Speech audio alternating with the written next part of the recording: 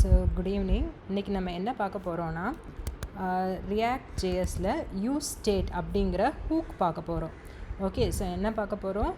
React ஜேஎஸில் use ஸ்டேட்டுங்கிற hook. So use state. So பேசிக்கலாக யூஸ் ஸ்டேட் அப்படிங்கிறது என்ன அப்படின்னு பார்த்தீங்கன்னா, இது ஒரு ஃபங்க்ஷன் தான். ஓகேவா? இதை வந்து ஹூக் ஃபங்க்ஷன் அப்படின்னு சொல்லலாம். ஓகேவா? இதை நான் என்ன சொல்கிறேன்? It's a hook function. So ஃபங்க்ஷன்னாலே ஆப்வியஸாக நம்ம எப்படி எழுதுவோம்? கேமல் கேஸ் தான் யூஸ் பண்ணுவோம். கரெக்டாக? ஃபஸ்ட்டு ஒரு ஃபங்க்ஷனில் 2 வார்த்தை இருந்ததுன்னா முதல் வார்த்தைலாம் ஸ்மால் லெட்டர்ஸ், அப்புறமா நெக்ஸ்ட் வேர்டோட ஃபஸ்ட் லெட்டர் வந்து கேப்ஸ். அதனால தான் யூஸில் யூஎஸ்சி ஸ்மாலில் வரும், அப்புறமா எஸ் வந்து கேப்ஸில் எழுதியிருப்பாங்க. ஏன்னா ஜாவாஸ்கிரிப்ட் ஃபுல்லாகவே கேமல் கேஸ் தான் யூஸ் பண்ணுறோம். ஸோ யூஸ் ஸ்டேட் இப்படி கொடுத்துட்டு ஆப்வியஸாக ஃபங்க்ஷன்னா உங்களுக்கு பேரந்திசிஸ் வரும். கரெக்டாக? அதே தான் யூஸ் ஸ்டேட்டுக்கும் வரும். ஸோ இந்த பேரந்திசிஸ்க்குள்ளே என்ன வரும், அப்புறம் இந்த ஃபங்க்ஷன் நமக்கு என்ன ரிட்டர்ன் பண்ணும், அந்த சின்டாக்ஸை நம்ம பார்க்க முன்னாடி ஹூக்னா என்ன அப்படிங்கிறது தெரிஞ்சுக்கலாம். ஓகேவா? ஸோ ஹூக்னா யூஸ்வலாக என்னது? 2 விஷயங்களை ஜாயின் பண்ணுறது தான் ஹூக். கரெக்டாக?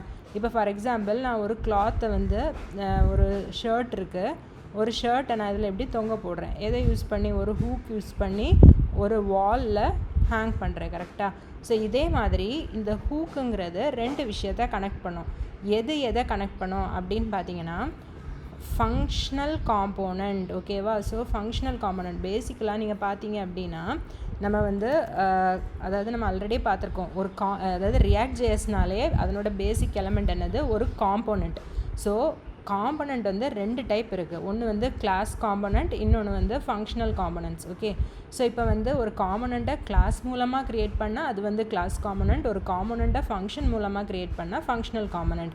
ஸோ ஃபங்க்ஷனல் காம்போனண்ட் தான் ரொம்ப ஈஸியாக இருக்கும் நம்ம வந்து யூஸ் பண்ணுறதுக்கு. அப்போது இந்த ஃபங்க்ஷனல் காம்போனண்ட்டை நம்ம வந்து ஃபார் எக்ஸாம்பிள் ஒரு ஃபங்க்ஷனல் காம்போனண்ட் எப்படி க்ரியேட் பண்ணுவோம்? ஃபங்க்ஷன் போட்டுட்டு ஃபார் எக்ஸாம்பிள் ஆப், இந்த மாதிரி நீங்கள் நிறையா ஃபங்க்ஷனல் காம்போனண்ட்ஸ் பார்த்துருப்பீங்க. கரெக்டாக?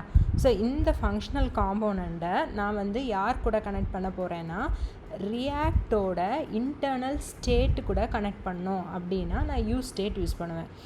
ரியாக்டோட இன்டர்னல் ஸ்டேட் அப்படின்னா என்ன அப்படின்னா வேறு ஒன்றும் கிடையாது. இப்போ நம்ம வந்து ஒரு ரியாக்ட் பேஜ், அதாவது நம்மளோட ப்ரௌசரில் ஒரு பேஜில் நிறைய வேரியபிள்ஸ்லாம் வச்சுருக்கோம். அந்த வேரியபிளோட வேல்யூ சேஞ்ச் ஆச்சுதுன்னா ஸ்க்ரீனில் அது அப்டேட்டாக தெரியணும். அது சேஞ்ச் ஆகும்போதெல்லாம் ஸ்க்ரீன்லேயும் அப்டேஷன் நடக்கணும் அப்படின்னு நீங்கள் விரும்புனீங்கன்னா நீங்கள் கண்டிப்பாக யூஸ் ஸ்டேட் யூஸ் பண்ணால் தான் அது நடக்கும், இல்லாட்டி நடக்காது. ஸோ அந்த யூஸ் ஸ்டேட்டுங்கிறது என்ன பண்ணுதுன்னா, it is a hook function that will connect your functional component to the internal state of React. அப்படி கனெக்ட் பண்ணுறதுனால தான் உங்களால் அந்த அப்டேஷனை பார்க்க முடியும். அப்படி கனெக்ஷன் இல்லை அப்படின்னா உங்களுக்கு அந்த அப்டேஷன் பார்க்க முடியாது. ரொம்ப சிம்பிளாக சொல்லணும்னு வச்சுக்கோங்களேன். ஸோ ஹூக்னா என்னது? இந்த ஃபங்க்ஷனல் ஆப், இந்த காம்போனண்ட்டை ரியாக்டோட இன்டர்னல் ஸ்டேட்டு கூட நம்ம கனெக்ட் பண்ணுறது தான் ரியாக்ட் இன்டர்னல் ஸ்டேட். ஸோ அது கூட கனெக்ட் பண்ணுறது தான் யார்? நம்மளோட இந்த ஹூக் யூ ஸ்டேட் ஹூக். ஓகேவா? ஸோ இது உங்களுக்கு கண்டிப்பாக தெரிஞ்சிருக்கணும். ஸோ இப்போ வந்து அப்போ யூஸ் ஸ்டேட்னா ஃபஸ்ட் என்னது? அது ஒரு ஃபங்க்ஷன். ஓகே, ஃபங்க்ஷன்னால ஆப்வியஸாக அதுக்கு கேமல் கேஸ் யூஸ் பண்ணுறோம். ஃபஸ்ட் லெட்டர் ஸ்மால் போட்டு, அதுக்கப்புறமா ஃபஸ்ட்டு 3 இது வந்து ஃபஸ்ட்டு வேர்டு வந்து ஸ்மால் லெட்டர், செகண்ட் வேர்டோட ஃபஸ்ட் லெட்டர் கேப்ஸ் பார்த்துட்டோம். அடுத்து பார்த்தீங்க அப்படின்னா இது ஃபங்க்ஷன்னால ஆப்வியஸாக பேரந்திசிஸ் வரும். இதுவும் தெரிஞ்சுக்கிட்டீங்க. நெக்ஸ்ட் பார்த்தீங்க அப்படின்னா ஹூக் ஃபங்க்ஷன்னா என்ன அப்படின்னா, இந்த ஃபங்க்ஷன் என்ன பண்ணோன்னா நம்மளோட ஃபங்க்ஷனல் காம்போனண்ட்டை, இதே இது கிளாஸ் காம்போனண்ட்னா உங்களுக்கு ஹூக் தேவைப்படாது. இப்போ நீங்கள் கிளாஸ் காம்போனண்ட் யூஸ் பண்ணி தான் ரியாக்ட் கோட் எழுதுறீங்கன்னா உங்களுக்கு ஹூக்கு தேவையே படாது. பட் ஃபங்க்ஷனல் காம்போனண்ட் தான் கிளாஸ் காம்போனண்ட்டோட ஈஸியாக இருக்கும், கோடிங்கும் சின்னதாக இருக்கும். ஸோ அப்படி நம்ம போகும்போது நமக்கு எது தேவைப்படும்? இந்த ஹூக்ஸ் வந்து தேவைப்படும். ஸோ இந்த ஹூக் என்ன பண்ணும்? ஃபங்க்ஷனல் காம்போனண்ட் ஃபார் எக்ஸாம்பிள் இந்த ஆப்புங்கிறத அதனோட வேரியபிள்ஸ் எல்லாத்தையும் எது கூட கனெக்ட் பண்ணி விடணும்னா ரியாக்டோட இன்டர்னல் ஸ்டேட் கூட கனெக்ட் பண்ணும்.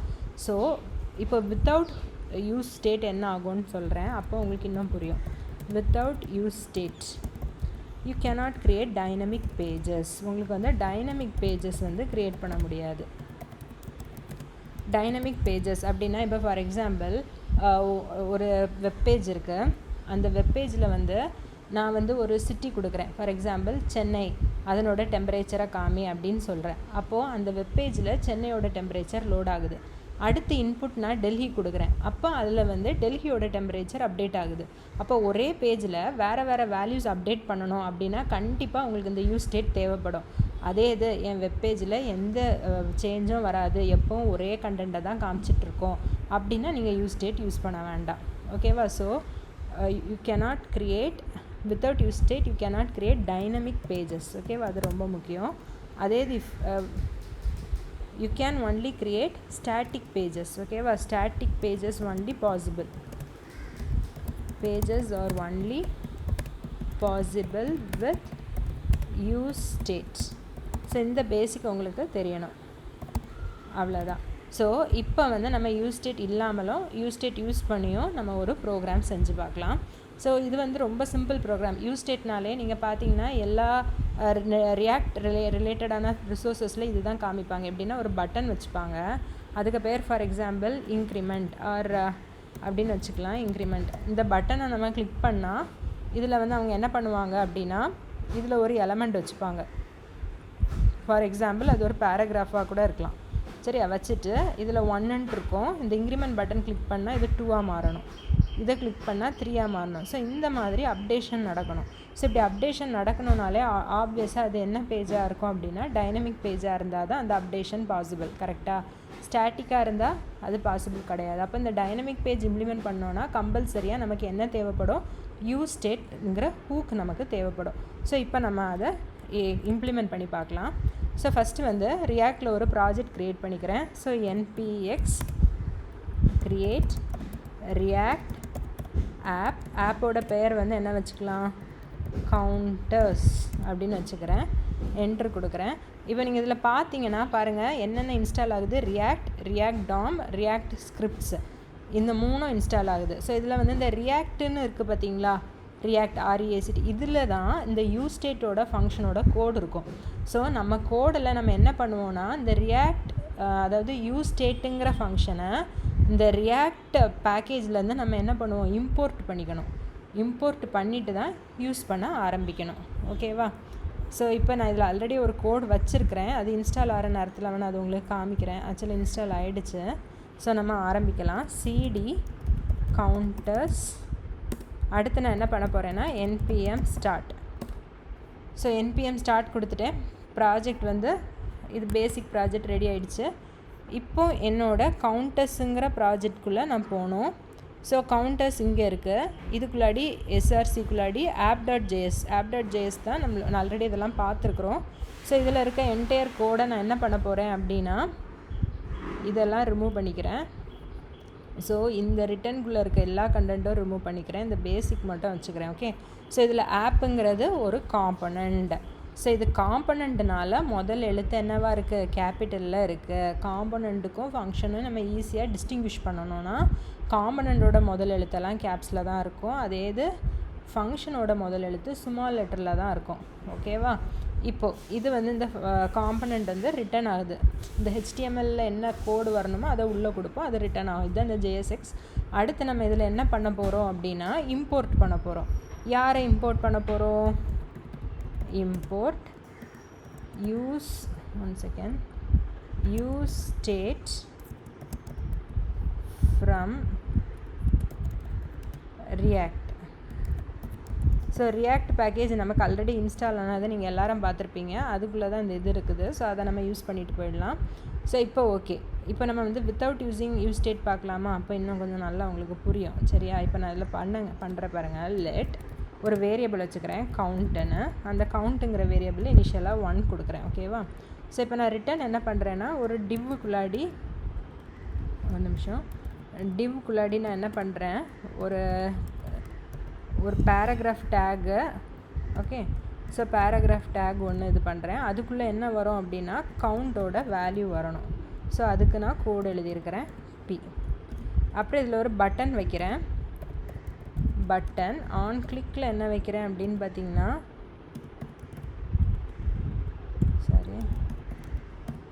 ஆன் கிளிக்கில் என்ன வைக்கிறேன்னா ஒரு ஃபங்க்ஷன் கால் பண்ணுறேன். ஃபார் எக்ஸாம்பிள் இன்க்ரிமெண்ட் அப்படின்னு ஒரு ஃபங்க்ஷன் கால் பண்ணுறேன். ஸோ பட்டனோட பெயர் என்ன? இன்க்ரிமெண்ட்டுன்னு வைக்கிறேன். So slash button. ஸோ இப்போ வந்து இந்த பட்டனை கிளிக் பண்ணால் அது இன்க்ரிமெண்ட் ஆகணும். ஸோ இன்க்ரிமெண்ட் ஃபங்க்ஷனோட டெஃபினிஷன் எழுதுகிறேன். Function increment. ஸோ இந்த ஃபங்க்ஷன் எப்படி இன்க்ரிமெண்ட் பண்ண போகிறோன்னா கவுண்டை வந்து வேல்யூ இன்க்ரிமெண்ட் பண்ண போகிறோம். Count equal to count plus 1.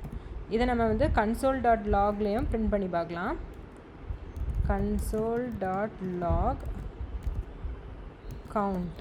கவுண்டோட value print பண்ணி பார்க்கலாம். ஓகேவா? ஸோ இவ்வளோ தான். நம்ம இந்த கோடை சேவ் பண்ணிக்கிறேன். இப்போ போய்ட்டு க்ரோமில் பார்க்குறேன். இங்கே பாருங்கள் 1 தான் இருக்குது. நான் ரைட் கிளிக் பண்ணி இன்ஸ்பெக்ட் கொடுக்குறேன். இதில் கன்சோல் கிளிக் பண்ணிக்கலாம். console.log இங்கே வரும். நான் இன்க்ரிமெண்ட் பண்ணுறேன். இந்த console.logல பார்த்தீங்கன்னா வேல்யூஸ்லாம் இன்க்ரிமெண்ட் ஆகுது.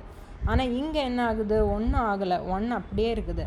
அப்போது என்னோடய வெப்பேஜ் என்ன ஆகலை? ரீரெண்டர் ஆகலை. ரீரெண்டர்னால் வேல்யூ சேஞ்ச் ஆகிருக்கு. அந்த அப்டேட்டட் வேல்யூவை இதால் காமிக்க முடியல. ஆனால் வேல்யூ இன்டர்னலாக உள்ள சேஞ்ச் ஆகிட்டு தான் இருக்குது. இது வந்து ரியாக்ட் ஸ்டேட்டுக்குள்ளாடி சேஞ்ச் ஆகுது. ஆனால் இந்த வெப் பேஜால் அந்த ரியாக்ட் ஸ்டேட்டு கூட கம்யூனிகேட் பண்ணி அந்த பேஜை ரீரெண்டர் பண்ண வைக்க முடியலை. புரியுதா? அப்போது நமக்கு இதில் யார் ஹெல்ப் பண்ண வராங்க? ஒரு ஹூக். அந்த ஹூக் என்ன பண்ணுறாங்க? இந்த வெப் பேஜை யார் கூட கனெக்ட் பண்ணுறாங்க? இந்த ரியாக்டோட இன்டர்னல் ஸ்டேட்டு கூட கனெக்ட் பண்ணி இதில் வேல்யூ சேஞ்ச் ஆனால் இங்கே ஆட்டோமேட்டிக்காக ரீரெண்டர் பண்ணக்கூடிய மெக்கானிசத்தை தர போகிறாங்க. இந்த மெக்கானிசம் ஆக்சுவலாக ஈஸியான விஷயம் கிடையாது, கஷ்டமான விஷயம். அதை நமக்கு ஆல்ரெடி ரியாக்டில் பண்ணி கொடுத்துட்றாங்க. நம்ம அதை யூஸ் மட்டும்தான் பண்ண போகிறோம். ஸோ நமக்கு அது ஈஸி தான். ஓகேவா? ஸோ இப்போ நம்ம என்ன பண்ண போகிறோம்? ஸோ உங்களுக்கு எல்லாருக்கும் ஏன் யூஸ் ஸ்டேட் போகிறோங்கிறது புரிஞ்சுது.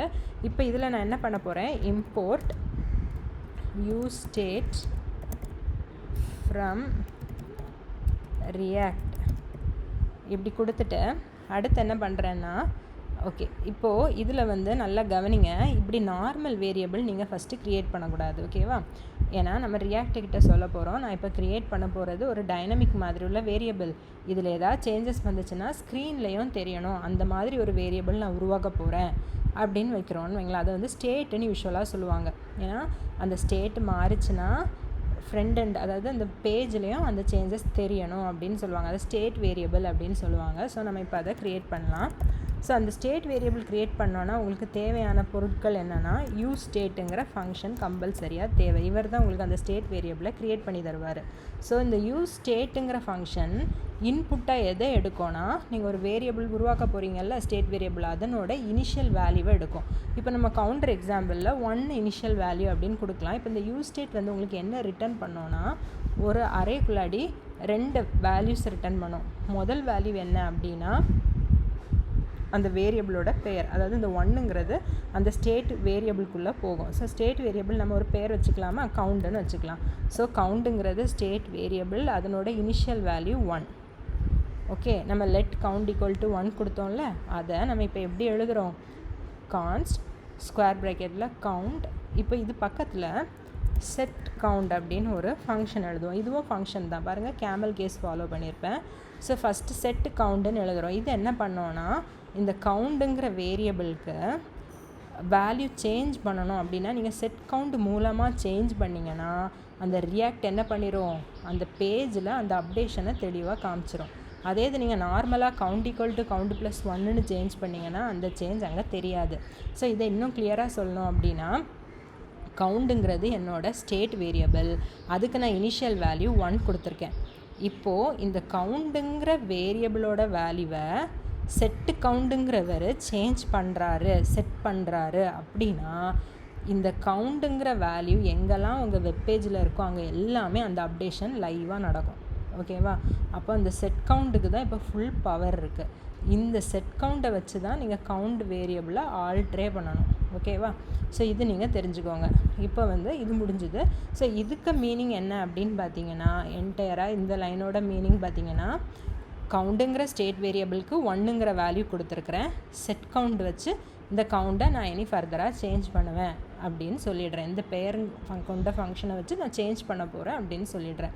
இப்போ நம்ம என்ன பண்ண போகிறோம் அப்படின்னா, இந்த இன்க்ரிமெண்ட் ஃபங்க்ஷனில் இருக்குல்ல, count equal to count plus 1 கொடுக்குறதுக்கு பதில் நான் என்ன ஃபங்க்ஷன் யூஸ் பண்ண போகிறேன்? செட் கவுண்ட், அது பக்கத்தில் கவுண்ட் ப்ளஸ் 1 இப்படி கொடுத்துட்றேன். ஸோ இது எப்படி ஒர்க் ஆகும் அப்படிங்கிறத நீங்கள் தெரிஞ்சுக்கணும். இந்த செட் கவுண்ட் என்ன பண்ணோம் தெரியுமா, அதுக்குள்ளாடி என்ன வேல்யூ இருக்கோ அந்த வேல்யூவை இந்த கவுண்டுக்குள்ளே அப்டேட் பண்ணோம். ஸோ இப்போ சப்போஸ் நான் வந்து செட் கவுண்டில் ஜஸ்ட் ஒரு 3 கொடுக்குறேன்னு வைங்களேன். செட் கவுண்ட் என்ன தெரியுமா பண்ணும், கவுண்ட் ஈக்குவல் டு 3 அப்படின்னு அப்டேட் பண்ணோம். சரியா, அதே இது நான் இப்போ செட் கவுண்டில் கவுண்ட் +1 அப்படின்னு கொடுத்தேன்னா கவுண்ட் ஈக்குவல் டு பழைய கவுண்ட் வேல்யூ +1 அப்படின்னு அப்டேட் பண்ணும். புரியுதா? ஸோ செட் கவுண்டுக்குள்ளே கொடுக்குற value will be substituted to count. அதாவது செட் கவுண்டுக்குள்ளே என்ன வேல்யூ கொடுக்குறோமோ அந்த வேல்யூ அப்படியே இந்த செட் கவுண்ட் எடுத்து இந்த கவுண்டுக்குள்ளே அழகாக அப்டேட் பண்ணி விட்டுரும். ரியாக்ட் என்ன பண்ணும், உங்களோட வெப்பேஜில் எங்கெல்லாம் அது வந்துச்சோ அங்கெல்லாம் லைவாக சேஞ்ச் பண்ணி விட்டுரும். அவ்வளோதான். ஸோ இப்போ நம்ம இதை ஒர்க் பண்ணி பார்க்கலாம். உங்களுக்கு இது நல்லாவே புரியும். இப்போ பாருங்கள், இன்க்ரிமெண்ட் கொடுக்குறேன். இன்க்ரிமெண்ட் ஆகுதா? 3 4 5 6 7 8 அது மாதிரி வருதா 9. ஸோ இப்போ இது நமக்கு கரெக்டாக ஒர்க் ஆகிருக்கு. கரெக்டாக? ஸோ இதுதான் செட் கவுண்டோட பர்பஸ். ஓகேவா? ஸோ செட் கவுண்ட் நம்ம என்ன பண்ணியிருக்கோம், ஒரு பட்டன் வச்சுருக்கோம். இந்த பட்டனை கிளிக் பண்ணதும் நம்ம என்ன பண்ணுறோன்னா இந்த கவுண்டுங்கிற வேரியபிளோட வேல்யூவை இன்க்ரிமெண்ட் பண்ணுறோம். அது நார்மலாக இன்க்ரிமெண்ட் பண்ணால் அப்டேட் ஆகாது. நம்ம வந்து ஒரு ஸ்டேட் ஸ்டேட் யூஸ் பண்ணி, ஸ்டேட்டுங்கிறது ஒரு ஹூக், இது ரியாக்ட் தரக்கூடிய ஒரு ஃபீச்சர். அந்த ஃபீச்சரை யூஸ் பண்ணி அந்த கவுண்டுங்கிற வேரியபிளோட வேல்யூவை கவுண்ட் ஈக்குவல் டு கவுண்ட் +1ன்னு இன்க்ரிமெண்ட் பண்ணாமல் செட் கவுண்ட் அப்படிங்கிற இவர் தான் இதில் மெயினாக ராஜா என்ன இருக்கார் பார்த்தீங்களா, இவரை மறந்துடாதீங்க. ஏன்னா இவர் தான் அந்த வேல்யூவை சேஞ்ச் பண்ணுறாரு. அப்புறம் ஸ்டேட் மீது எல்லா வேலையும் பார்த்துக்கும். ஓகேவா? ஸோ இவருக்குள்ளே நீங்கள் இப்போ நான் வந்து ஃபார் எக்ஸாம்பிள் இவருக்குள்ளே 20 கொடுக்குறேன்னு வைங்களேன். 20 கொடுக்குறேன் அப்படின்னா எப்போவுமே 20 தான் அசைன் பண்ணிகிட்டே இருக்கும். இப்போ பாருங்கள், இன்க்ரிமெண்ட்னு கிளிக் பண்ணேன், நான் 20 தான் எப்போவுமே இருக்கும். தெரியுதா உங்களுக்கு? ஏன்னா நான் வந்து 20ன்னு சொல்லிட்டேன். அப்போ ஒவ்வொரு வாட்டி பட்டன் கிளிக் பண்ணும்போதும் அந்த செட் கவுண்ட் என்ன பண்ணுது, கவுண்டுங்கிற வேரியபிள்குள்ளாடி 20 வச்சுட்டே இருக்குது. ஸோ அதுதான் இதில் நடக்குது. புரியுதா? அப்போது ஒரு ஸ்டேட் வந்து உங்களுக்கு எவ்வளோ தூரம் ஹெல்ப்ஃபுல்லாக இருக்கும் அப்படிங்கிறத இதில் பார்த்தோம். ஓகேவா?